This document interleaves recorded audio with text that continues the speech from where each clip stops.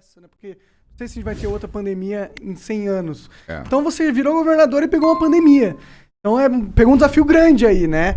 E você teve que tomar decisões difíceis. Você foi muito criticado por decisões e qualquer decisão que você tomasse ia ser criticado. De um lado ou de outro. Ou de outro, né? Verdade. Mas é um dilema. São aquelas situações que você imagina você não queria ter que tomar. Fala, puta, que decisão de merda que eu tenho que fazer, sabe?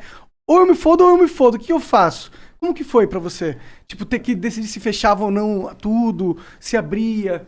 Como que é? Monark, eu fiz a decisão pela vida. Era difícil, porque tinha economia também. Mas eu preferi optar pela vida. E acho que eu fiz certo. Porque se nós não tivéssemos fechado, feita a quarentena, São Paulo foi o primeiro estado do Brasil a fazer quarentena. Ao tamanho da dificuldade. Ninguém tinha feito quarentena. De chegar aqui, que eu morava em Curitiba e vinha fazer o Flow. Eu lembro de chegar aqui e passar na Paulista e caralho, uma cidade fantasma, né? O bagulho. Então, parte de mim sente saudade desse elemento apenas, das ruas vazias. Porque... Igor, não foi fácil. E ninguém tinha feito quarentena no Brasil. O primeiro estado que fez foi São Paulo. O primeiro estado que tornou obrigatório o uso de máscara, estou com a minha aqui no bolso, foi São Paulo. Até hoje é isso daí foi logo depois que o Supremo... Foi em março. Disse que os governadores poderiam tomar suas próprias medidas e tal. Quanto tempo foi. levou? E nós provocamos, os governadores que provocaram, porque o maluco do Bolsonaro, primeiro já assumiu o seu negacionismo desde o início. Os governadores é que seguraram a bucha, vamos dizer assim, para poder fazer as quarentenas. Por isso é que nós todos fomos emparedados pela dialética aí bolsonarista, que a gente estava criando desemprego, criando a pobreza, criando a miséria, quando nós estávamos fazendo a defesa da vida. Se nós não tivéssemos feito isso, nós provavelmente hoje no Brasil estaríamos chorando, não eram os 560 mil brasileiros mortos, estávamos chorando 2 milhões e meio de brasileiros mortos em todo o Brasil. Então eu fiz a opção pela vida. E obviamente que eu sei o desgaste. Um monte de hospital, de campanha, rolou tudo isso. Muitos. E mesmo assim... Muitos. Tanto a prefeitura, e o Bruno ainda em vida fez isso, nós fizemos também. Nós dobramos. São Paulo tinha, no início da pandemia, nós tínhamos 3.180, eu sei de cor o número, leitos de UTI. E já era a cidade com o maior número de leitos de UTI na América Latina. Hoje nós temos 7.500 leitos de UTI. Nós mais do que dobramos. Nós temos mais UTIs, leitos de unidade de terapia intensiva em São Paulo do que a Espanha. Caralho, porque toda a Espanha legal. Nós temos aqui. Então, investimento. São Paulo é tipo do tamanho da Espanha. Mas né? É mesmo. E a população é equivalente. É equivalente? 46 milhões. Você acertou. A dificuldade não é... A dificuldade talvez seja mais ter uma equipe para gerir, para atuar nessas UTIs. Isso foi um troço que eu aprendi também. Bem lembrado. Porque eu ficava, porra... Caraca, 1 ano de pandemia ainda não deu tempo de construir UTI. O cara, não, cara, construir dá. O problema é que tem que ter os profissionais para trabalhar. Isso, e bem lembrado. Aí nós tivemos que fazer um esforço enorme junto com o Hospital das Tomei Clínicas. um esporro na internet. A internet me deu um esporro. Eu fiquei, beleza, aprendi agora. Não, e está correto isso, porque num leito, em torno de um leito de UTI, são 6 profissionais médicos. Para cada leito de UTI, 6 intensivistas, fisioterapeutas e os médicos. E enfermeiros, são 6. Você precisa 2 enfermeiras, 2 médicos e 2 intensivistas, que são os fisioterapeutas. Cada leito de UTI. Você imagina, nós saímos de 3.200 para 7.500, a quantidade de gente que nós tivemos que contratar rapidamente para poder viabilizar. Por sorte tinham, e as universidades também nos ajudaram muito, os hospitais, houve um esforço coletivo dessa linha de frente. Aliás, parabéns a médicos, enfermeiros, paramédicos. Essa linha de frente são os heróis do Brasil. Igor e Monark, nós temos que cumprimentar essa gente, porque esses entregaram a vida para proteger vidas. E muitos se foram. Muitos se foram, perderam a vida. Mas você não acha que teve algumas situações onde parecia que o governo não sabia o que estava fazendo, no sentido de, tipo, fecha. Aí depois, opa, abre.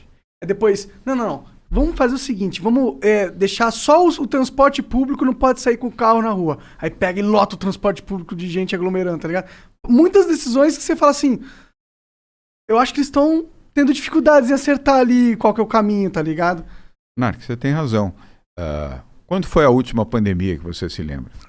Da gripe espanhola, em que 1908. Ano foi? Estudou, mané! Caralho! Tem os meus dados.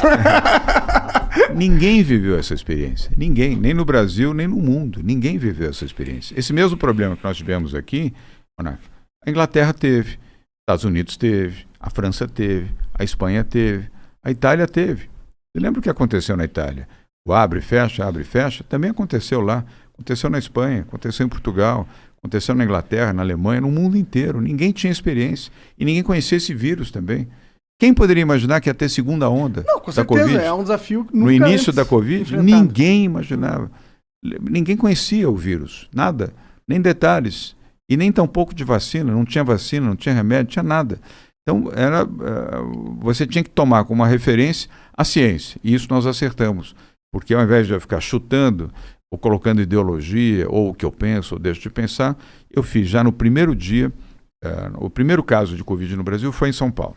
Foi um empresário que foi para Milão, chegou logo depois do carnaval, ou durante o carnaval, e no dia 28 de fevereiro foi testado positivo no Hospital Albert Einstein. Eu recebi essa informação às 10h30 da manhã. A primeira pessoa testada positiva. Já tinha Covid na Europa, tinha Covid na China, estava começando a Covid nos Estados Unidos. 28 de fevereiro, quarta-feira de cinzas. Naquele mesmo dia à tarde, nós já tínhamos montado o centro de contingência do Covid-19, com 10 médicos. Hoje tem 21, funciona até hoje. E o Davi Wipp foi o primeiro presidente a quem eu recorri, porque médico infectologista é meu amigo. Eu liguei para o Davi, vamos fazer é bravo, competente. Eu liguei, Davi, vamos fazer um comitê, eu preciso de orientação para lidar com isso, porque se teve o primeiro, estou vendo o que aconteceu na Espanha, na Itália, Portugal, vai expandir isso aqui. E ele falou, vai expandir. E aí montamos o centro de contingência. E desde o início, Monark, nós seguimos a orientação desses médicos, desses especialistas. Graças a Deus. Porque ao invés de eu ficar preocupado com populismo, popularidade, etc., eu fiquei preocupado com as vidas. Porque eu segui a orientação dos médicos. Os médicos, quem é médico, ou a maioria expressiva dos médicos, é porque gosta do ser humano. Ele está ali porque ele gosta do ser humano. Ele não está ali para fazer dinheiro, para ficar milionário, ou para fazer carreira política. Ele está porque ele gosta. Ele abraçou a profissão de médico porque ele gosta de gente. 99% dos médicos gostam. Sim. É que o que eu senti, isso é uma crítica que, vale para São Paulo, mas vale para o Brasil inteiro, né? O mundo todo e tal. É verdade. Eu sentia que, às vezes, os governos eles sentiam a necessidade de demonstrar que estavam cuidando do assunto, fazendo algo, tá ligado? Mas eles não sabiam como cuidar, tá ligado?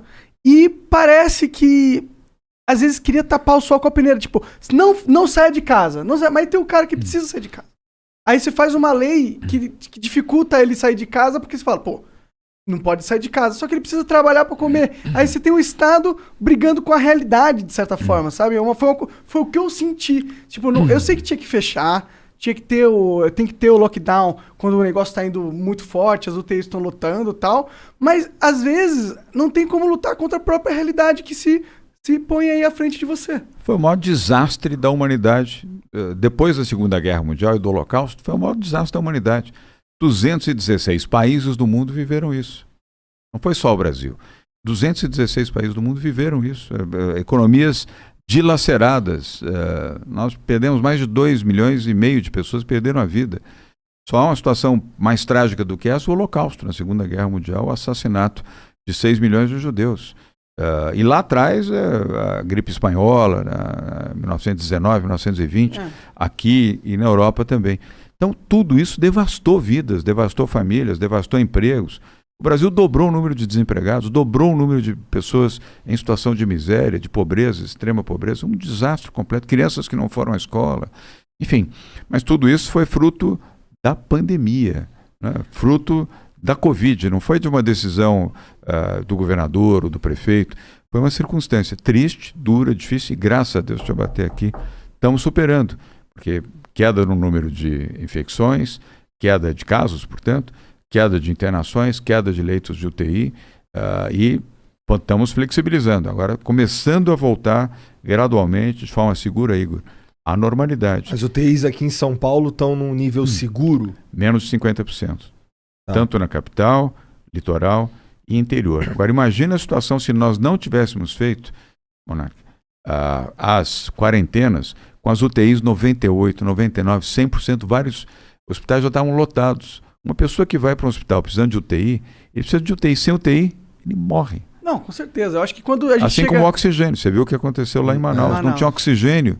Pessoas morrendo em casa, morrendo em carro, morrendo na porta de hospital, porque não tinha... A situação parece coisa de filme. Sim, é terror. Mas foi uma triste realidade.